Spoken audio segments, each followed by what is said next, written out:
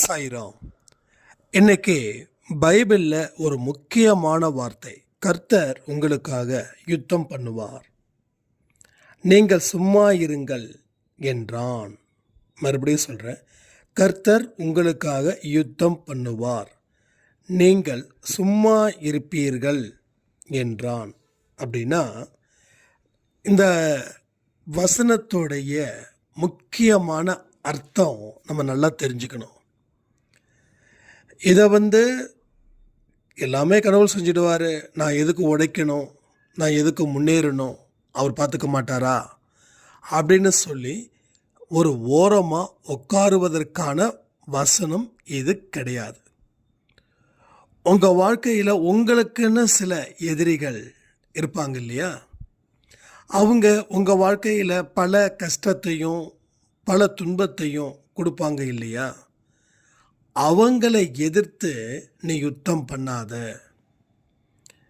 அது என்னுடைய வேலை, நீ வந்த வேலையை மட்டும் பாரு, உன்னுடைய கடமைகள் என்ன இருக்குதோ அதை நீ சிறப்பாக செய்ய.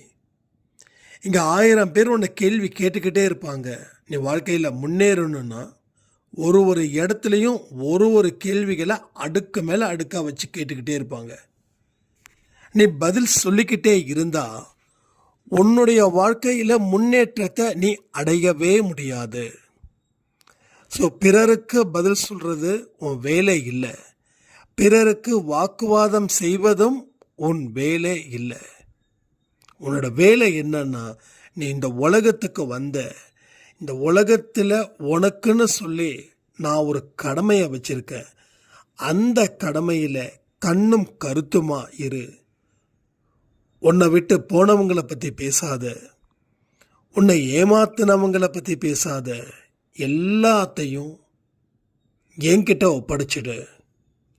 நான் உனக்கு முழு சுதந்திரத்தையும் முழு அதிகாரத்தையும் நான் உனக்கு கொடுத்துருக்கேன்.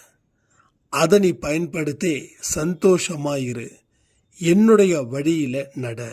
இதுதான் அந்த வசனத்துடைய மிகப்பெரிய அர்த்தம்.